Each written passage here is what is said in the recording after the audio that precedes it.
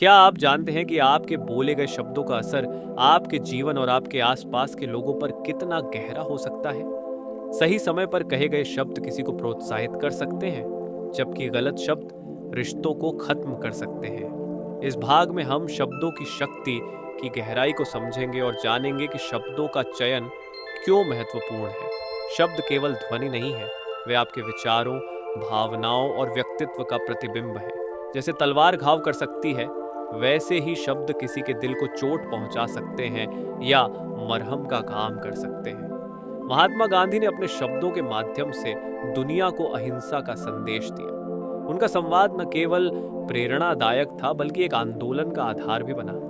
आपके बोले गए शब्द किसी की जिंदगी में बदलाव लाने का कितना सामर्थ्य रखते हैं। जब आप किसी को प्रोत्साहित करते हैं, उनका आत्मविश्वास बढ़ाते हैं, तो आपके शब्द जादू की तरह काम करते हैं। जैसे तुम ये कर सकते हो, सुनकर कोई नई ऊर्जा महसूस करता है। तुमसे कुछ नहीं होगा जैसे शब्द आत्मविश्वास को तोड़ सकते हैं। इसलिए सोच समझकर बोलना जरूरी है।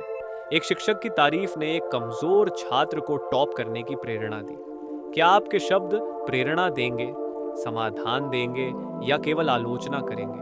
बोलने से पहले यह तय करें, हमेशा सकारात्मक शुरुआत करें। आलोचना करते समय समाधान प्रस्तुत करें।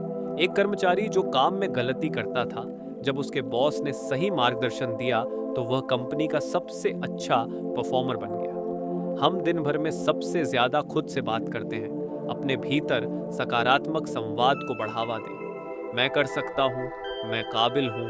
नकारात्मक आत्म संवाद से बचें, जैसे मैं कुछ नहीं कर सकता। हर सुबह 5 सकारात्मक वाक्य खुद से कहें। बेहतर बोलने के लिए पहले सुनना सीखें। आवेश में आकर बोले गए शब्द अक्सर गलत होते हैं। हर दिन किसी के प्रति आभार प्रकट करें। शब्दों का उपयोग एक कला है। ये आपके जीवन को संवार भी सकते हैं और बिगाड़ भी सकते हैं। इस भाग का उद्देश्य आपको यह सिखाना है कि अपने शब्दों का उपयोग सोच समझकर करें, ताकि आप अपने जीवन और दूसरों के जीवन में सकारात्मक बदलाव ला सकें।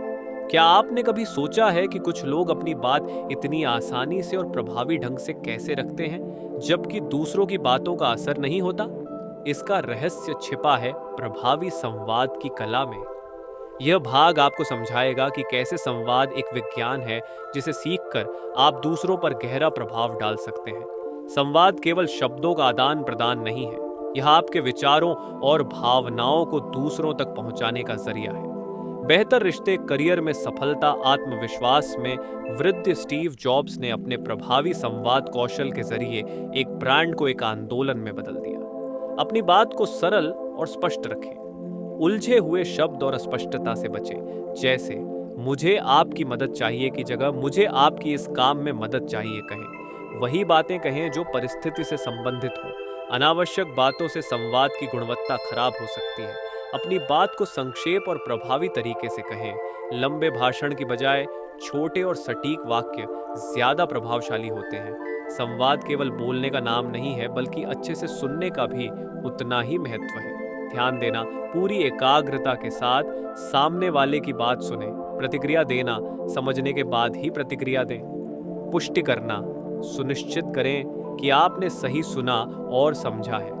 हर दिन 5 मिनट किसी की बात ध्यान से सुने और प्रतिक्रिया दें। आपके शब्द जितना कहते हैं, उससे कहीं ज्यादा आपकी बॉडी लैंग्वेज कहती है। आंखों का संपर्क, आई कॉन्टैक्ट, आत्मविश्वास दिखाता है। मुस्कान, स्माइल, सकारात्मकता का प्रतीक है। हाथों के हाव भाव, जेस्चर्स, आपकी बातों को समर्थन देते हैं। बार बार फोन देखना, अजीब हाव भाव दिखाना, दर्पण के सामने खड़े होकर अपनी बॉडी लैंग्वेज को सुधारने की कोशिश करें। भावनाओं पर नियंत्रण रखें। गुस्से या निराशा में संवाद करने से बचें। सवाल पूछने से संवाद में गहराई आती है। सामने वाले की बातों में रुचि दिखाएं, ये उसे प्रोत्साहित करता है। संवाद कौशल को बेहतर बनाने के लिए अभ्यास आवश्यक है। अपने संवाद कौशल पर प्रतिक्रिया लें और उसमें सुधार करें। एक बार एक युवा उद्यमी ने निवेशकों के सामने अपनी योजना पेश की। उसने अपनी बात को स्पष्ट, प्रासंगिक और सटीक तरीके से पेश किया। उसकी बॉडी लैंग्वेज और आत्मविश्वास ने निवेशकों को इतना प्रभावित किया कि उन्होंने तुरंत उसकी योजना में निवेश कर दिया। प्रभावी संवाद एक ऐसा विज्ञान है जिसे समझकर और अभ्यास से सीखा जा सकता है। यह आपकी सफलता की कुंजी है।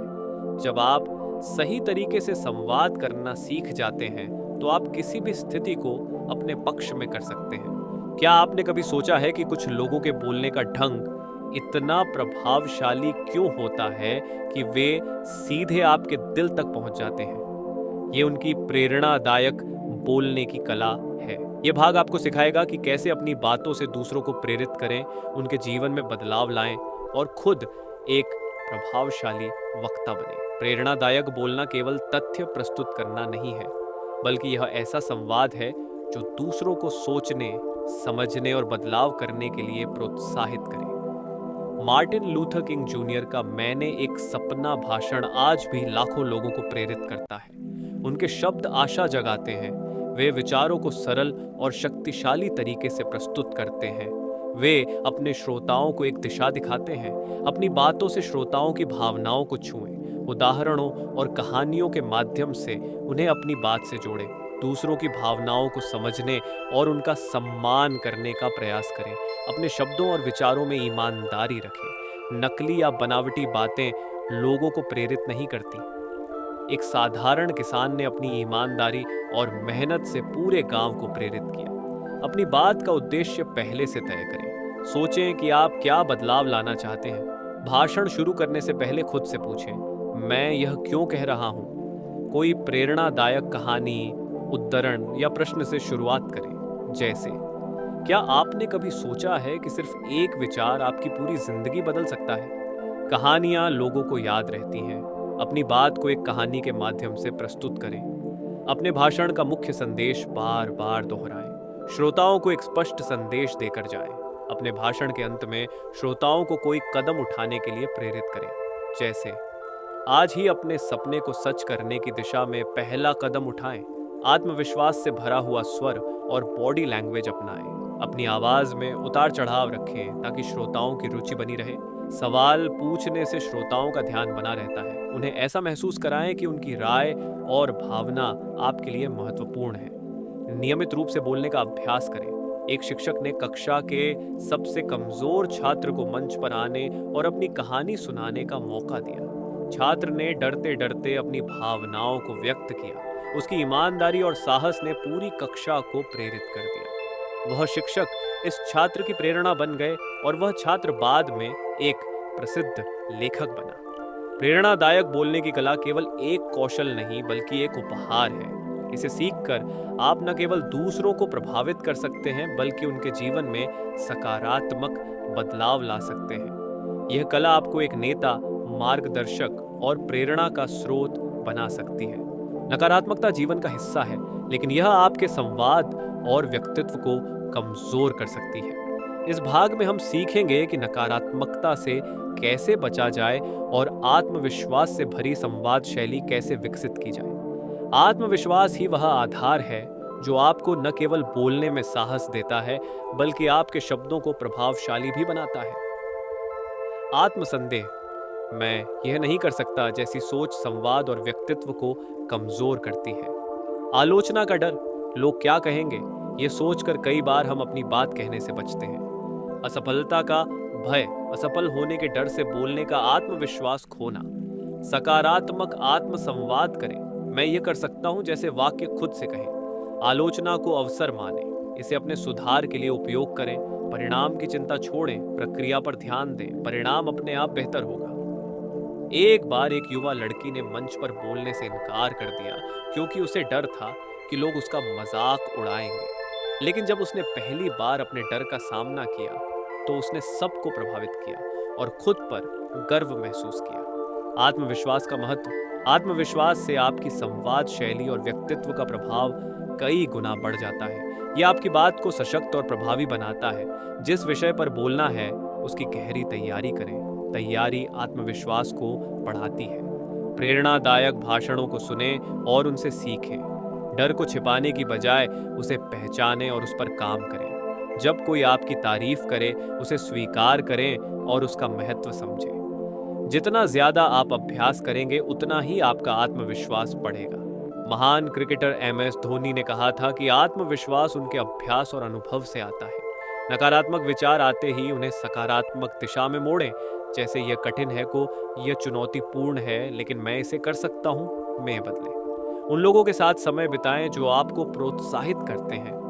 बोलने से पहले सोचें कि आपके शब्द सकारात्मक हैं या नकारात्मक। हर दिन 5 सकारात्मक वाक्य लिखें और उन्हें दिन भर दोहराएं। आंखों में आत्मविश्वास, लोगों से आंख मिलाकर बात करें। सटीक शब्दों का चयन, अपनी बात को स्पष्ट और सरल तरीके से कहें। सटीक टोन का इस्तेमाल, बोलते समय अपनी आवाज में दृढ़ता और जोश रखें। बॉडी लैंग्वेज को मजबूत बनाएं, सीधे खड़े रहें, हाथों के हाव भाव का उपयोग करें। गलतियां होना स्वाभाविक है, अपनी गलतियों से सीखें और खुद को सुधारें। एक छोटे से गांव में एक लड़का था जो बहुत शर्मीला था। उसे मंच पर बोलने में बहुत डर लगता था। एक दिन उसके शिक्षक ने उसे समझाया कि आत्मविश्वास अभ्यास से आता है। लड़के ने हर दिन खुद को आईने के सामने बोलने का अभ्यास करना शुरू किया। धीरे धीरे उसका डर खत्म हो गया और कुछ महीनों बाद उसने पूरे गांव के सामने प्रभावशाली भाषण दिया। वह लड़का बाद में एक प्रसिद्ध नेता बना। नकारात्मकता से बचना और आत्मविश्वास विकसित करना एक सतत प्रक्रिया है। जब आप नकारात्मकता को सकारात्मकता में बदलना सीख जाते हैं और आत्मविश्वास के साथ बोलते हैं, तो आप न केवल अपने विचारों को प्रभावी ढंग से प्रस्तुत करते हैं, बल्कि दूसरों को भी प्रेरित करते हैं। एक सच्चा नेता वह है जो संवाद के माध्यम से दूसरों को दिशा दिखा सके, प्रेरित कर सके और सामूहिक सफलता की ओर ले जा सके। संवाद और नेतृत्व एक दूसरे से गहराई से जुड़े हुए हैं। इस अंतिम भाग में हम जानेंगे कि कैसे संवाद को प्रभावी बनाकर एक सशक्त और प्रेरणादायक नेता बना जा सकता है। नेतृत्व और संवाद का संबंध। नेतृत्व में संवाद का महत्व। दृष्टि साझा करना। एक नेता की संवाद शैली दूसरों को उनकी दृष्टि से जोड़ती है। जैसे हम एक साथ मिलकर इसे संभव बना सकते हैं। टीम को प्रेरित करना। सही शब्द टीम के आत्मविश्वास और ऊर्जा को बढ़ा सकते हैं। स्पष्टता प्रदान करना। संवाद से टीम को यह स्पष्ट होता है कि उन्हें क्या और कैसे करना है। अब्राहम लिंकन का संवाद कौशल उन्हें एक महान नेता बनाने में सहायक रहा। सुनने की क्षमता। एक अच्छा नेता केवल बोलता नहीं, बल्कि सुनता भी है।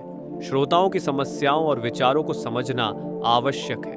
अपनी बात को सरल और स्पष्ट तरीके से व्यक्त करें। संवाद के माध्यम से आशा और उत्साह फैलाएं। आत्मविश्वास भरा संवाद दूसरों को प्रेरित करता है। अपने सहयोगियों के योगदान की सराहना करें। किसी चुनौतीपूर्ण समय में टीम को प्रोत्साहित करने के लिए, जैसे हम मिलकर इस मुश्किल को पार कर सकते हैं। कार्यों को स्पष्टता से समझाने के लिए, जैसे इस प्रोजेक्ट को 3 चरणों में पूरा करना है। जब किसी टीम सदस्य को सहानुभूति और मार्गदर्शन की आवश्यकता हो, जैसे मैं समझ सकता हूं कि यह कठिन समय है, लेकिन हम इसे मिलकर हल करेंगे। संवाद को एक तरफा न बनाएं, अपनी टीम से उनकी राय और सुझाव मांगें। संवाद को केवल तथ्यात्मक न रखें, भावनाओं और अनुभवों को शामिल करें। संवाद में समस्याओं से अधिक समाधान प्रस्तुत करें। अपनी बात को मजबूत करने के लिए कहानियों और अनुभवों का उपयोग करें। संवाद का उद्देश्य टीम को एक लक्ष्य की ओर प्रेरित करना होना चाहिए। एक बार एक छोटी कंपनी आर्थिक संकट में थी। कर्मचारियों में डर और तनाव था। कंपनी के CEO ने सभी को एक बैठक में बुलाया। उन्होंने एक प्रेरणादायक संवाद दिया, जिसमें उन्होंने कर्मचारियों को यह विश्वास दिलाया कि उनकी मेहनत और एकता से यह संकट दूर हो सकता है।